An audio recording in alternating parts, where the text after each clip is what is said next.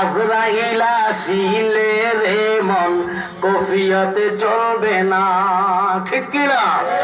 আজরাইল আসিলে রে মন কফিয়তে চলবে না।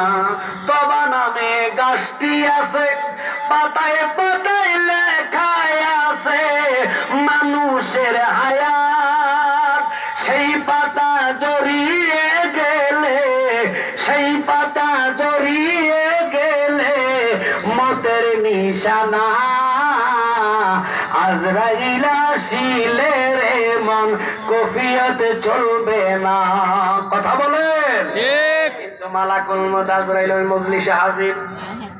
সুলেমান পয়গম্বর দিকে বলছে, নবী পয়গম্বর আজরাইলকে দেখে, পয়গম্বরে আল্লাহ পাওয়ার দিছে।